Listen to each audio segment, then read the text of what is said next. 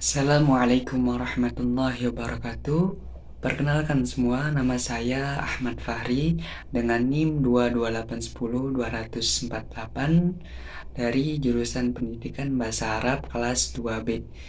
Video ini dibuat untuk memenuhi tugas mandiri dari mata kuliah Madkhal Ilmi Lughah dengan dosen pengampu yaitu Bapak Ervan Ghazali.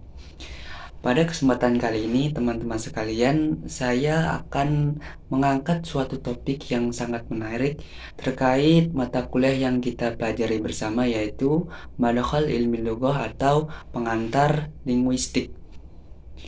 Pada kesempatan kali ini, tema yang akan saya ambil adalah fonologi. Sebelum kita bahas fonologi lebih dalam, teman-teman, kita harus mengetahui definisi dari fonologi itu sendiri terlebih dahulu. Definisi fonologi secara umum ialah kajian linguistik yang menyelidiki bunyi-bunyi bahasa menurut fungsinya. Itu merupakan definisi fonologi secara umum. Kajian fonologi secara umum ialah mengkaji seluruh aspek bunyi bahasa di dunia ini, bukan hanya dalam bahasa Indonesia saja ataupun bahasa Arab, melainkan seluruh aspek bunyi bahasa yang ada di dunia ini. Kajian fonologi juga merupakan ilmu dasar dalam mempelajari dan mengkaji ilmu-ilmu bahasa. Selanjutnya teman-teman, kita beranjak kepada ranah kajian fonologi. Ada dua ranah kajian fonologi, yaitu fonetik dan fonemik. Secara sekilas, istilah ini memanglah mirip, oleh sebab itu seringkali dirancukan oleh orang-orang awam. Akan tetapi tidak bagi linguis. Bagi linguis, dua istilah ini merupakan ilmu yang berbeda. Oleh sebab itu, kita harus mempelajarinya dengan betul-betul terkait pengertian dan cakupan-cakupannya. Yang pertama, teman-teman, yaitu fonetik. Fonetik adalah ilmu bunyi yang mengkaji bagaimana bunyi-bunyi bahasa itu direalisasikan atau dilafalkan.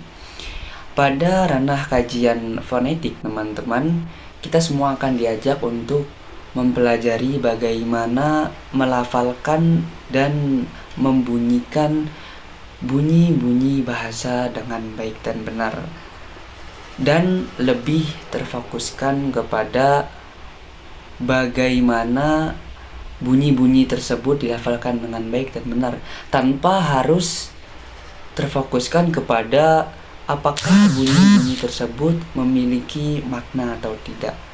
Tentu berbeda dengan ranah kajian fonemik, teman-teman sekalian.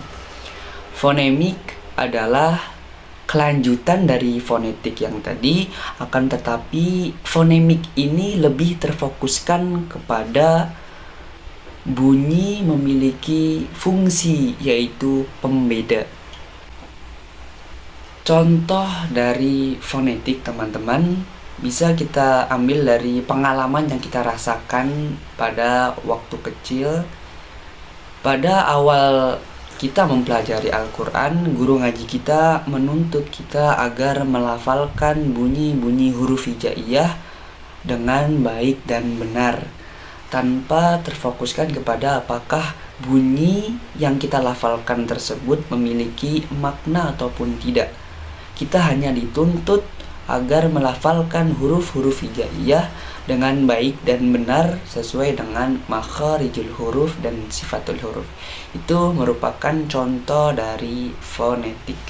Lalu kita beranjak kepada contoh dari fonemik, teman-teman. Contoh dari fonemik, teman-teman, ada pada kata bebek.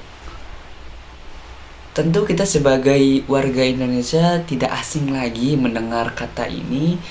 Satu kata yang memiliki makna yang berbeda pada saat kita melafalkannya dengan bunyi yang berbeda juga. Pada saat kita melafalkan rujak bebek, tentu sangat berbeda dengan rujak bebek. Itu merupakan contoh dari fonemik. Lalu kita beranjak kepada objek kajian dari keduanya, teman-teman. Objek kajian dari fonetik ialah fonik, adapun objek kajian dari fonemik disebut fonem. Bunyi dalam ilmu fonologi terbagi menjadi dua, yaitu bunyi segmental dan bunyi suprasegmental. Bunyi segmental adalah bunyi-bunyi yang dapat disegmentasi atau dapat dipisah-pisah.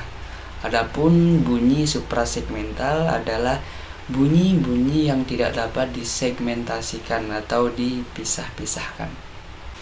Ada dua istilah yang perlu kita pahami bersama dalam ilmu fonologi. Yang pertama ialah diftang dan yang kedua adalah grafem. Diftang adalah vokal rangkap. Mengapa demikian? Karena posisi lidah pada saat memproduksi bunyi pada bagian awal dan bagian akhir itu tidak sama atau berbeda. Contohnya kerbau. Pada bagian akhir yaitu A dan U, posisi lidah kita tidaklah sama dalam memproduksi bunyi tersebut. Lalu istilah yang kedua adalah grafem. Grafem adalah tanda untuk menyimbolkan bunyi yang ditulis dalam dua kurung sudut. Mungkin hanya sekian teman-teman yang dapat saya sampaikan. Semoga ilmu yang saya sampaikan ini bermanfaat untuk kalian semua. Kurang lebihnya minta maaf. Billahi taufiq wal hidayah wa ridha wal inayah. Wassalamualaikum warahmatullahi wabarakatuh.